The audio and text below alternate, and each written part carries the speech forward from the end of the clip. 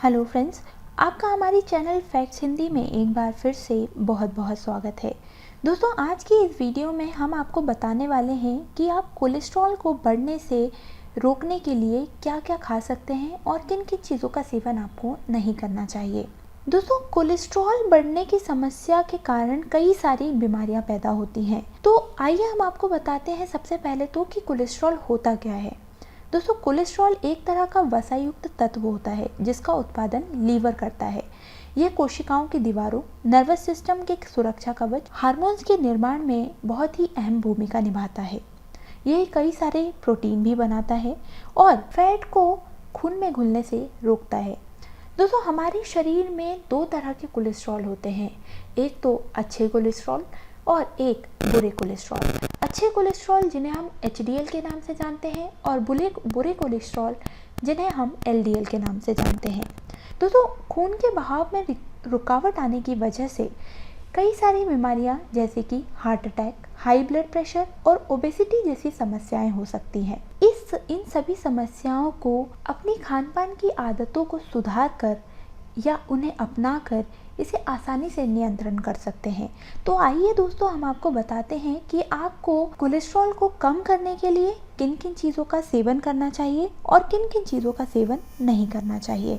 तो दोस्तों, कोलेस्ट्रॉल को कम करने के लिए सबसे पहली और सबसे अच्छी चीज़ है ड्राई फ्रूट्स।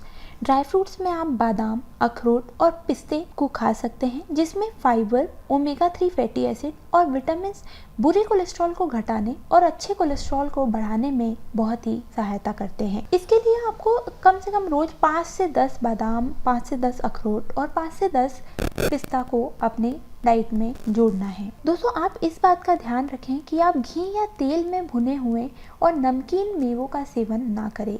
इससे हाई ब्लड प्रेशर की समस्या हो सकती है। यदि आप बादाम और अखरोट को खा रहे हैं तो आप उसे पानी में भिगोकर खाएं और पिस्ता को छीलकर नॉर्मल खाना ही ज़्यादा फायदेमंद होता है। तो दोस्तों, ड्राई फ्रूट्स में आपको बादाम, अखरोट और पिस्ता का सेवन करना चाहिए। इसके अलावा लहसुन में भी कई सारे ऐसे एंजाइम पाए जाते हैं जो बुरे कोलेस्ट्रॉल को कम करने में सहायता करते हैं। आपको कम से कम लहसुन की 2 कलियां छीलकर रोज खानी चाहिए। इससे आपके शरीर में अच्छे कोलेस्ट्रॉल बढ़ जाएंगे। और इसके अलावा भी लहसुन में कई सारे गुणकारी तत्व पाए जाते हैं जो बहुत सारी बीमारियों से बचने में सहायता करते हैं। दोस्तों, इसके अलावा आप ओट्स खा सकते हैं।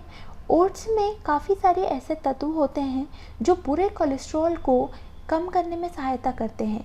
ओट्स खाने की वजह से शरीर में बुरे कोलेस्ट्रॉल का अवशोषण नहीं हो पाता और इसके साथ ही ये अच्छे कोलेस्ट्रॉल को बढ़ाता भी है। इसके अलावा आपको सोयाबीन दाल या फिर अंकुरित अनाज का सेवन करना चाहिए।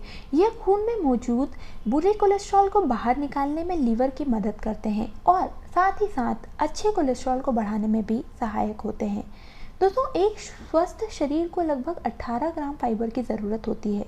इसके लिए 1 कटोरी दाल और 1 कटोरी रेशेदार सब्जियों के साथ कुछ स्प्राउट्स का सेवन किया जा सकता है।